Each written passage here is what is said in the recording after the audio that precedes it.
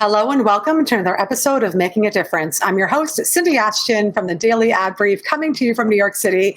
We are going to head down to the land of palm trees to meet a wonderful man. His name is Kit Welchlin from Welchlin Communication Strategies. Hello, Kit, and welcome to the show. Hi, Cindy. So nice to be with you. Nice to chat with you again. Oh, it's so lovely to see you again. It's like a reunion after COVID and all the other crazy in the world. So we would love to know, how are you and your business making a difference? You know, it's an interesting title to your episode. I was helping a long-term care facility to craft 5 learning modules to help people that they recruit and that they hire that would be wildly successful in the first 5 weeks of their job. So once they are in a good place in the first 5 weeks, they hope they'll stay for another 5 years. And the title of the training program was Making a Difference. So thinking about that individual in the long-term care facility that you're assisting to make sure that their day is one that they'll hopefully remember, but depending on if you work in memory care or not, they may not, but you want to make sure it's a pleasant experience. It's really focused on that individual, and making a difference is to make sure that that person believes and feels like they're living in the right place the last several years of their lives. Kit, that is really beautiful.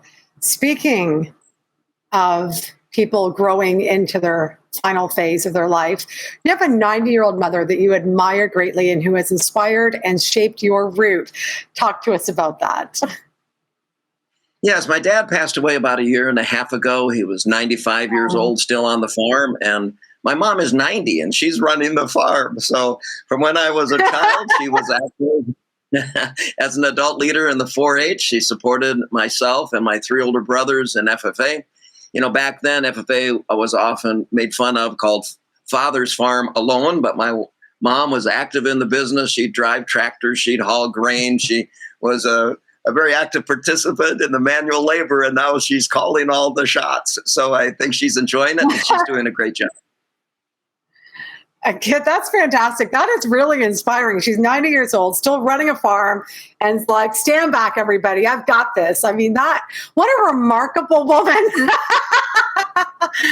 And so I know that you've relocated down to Florida. Is there any kind of give back that you're doing in your community, or any give back that you've done in the past that you would love to share with our audience? You know, since I started speaking for a living back in 1991, the first thing is to see if I'm available that date. The second question is whether I'm the right person for the organization and the event that they're wanting me to participate in. So we have a lengthy conversation about what they really need and how come they called me. And if I'm a good fit, and it's a nonprofit organization that has no budget or a limited budget, that's secondary. If the mission or the values or the vision of that organization far exceeds me making more money, if I'm available, I will go. So over the last 31 years in the speaking business, I've never said no to an event. If my calendar is open and they don't have a budget, what they're doing is much more important than when I would be doing that day. So I always go. My wife and I also have a number of charities that we donate money to on an annual basis. And one of the things I like to do is, if I am involved as a member of a nonprofit organization, I don't do it for the resume. I do it to really participate and to support that organization. And if my calendar's open and they have an event or they have a meeting, I will be there. I don't do it just to be a resume builder. I do it to be a relationship builder and to assist that organization any way I can. And you know, Kit, the beautiful thing around that is that when you lead from the heart, the abundance comes. And that's why you have had 31 years as a speaker, and prolifically. I mean, you're booked all the time. At least you were before COVID, and then the world went a little mad.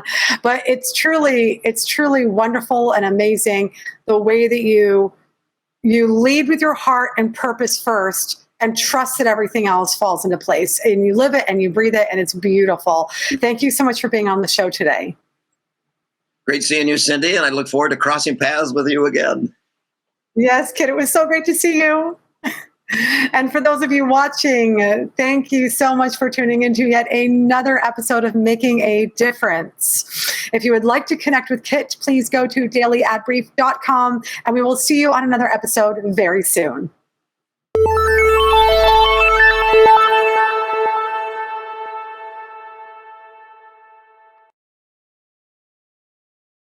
Simplify presents Addressable CTV, combining the power of TV with the targeting and attribution of digital. Simplify's Addressable CTV delivers massive reach with the ability to scale without sacrificing precision. TV buyers can generate incremental reach with household-level targeting, frequency controls, reporting, and insights.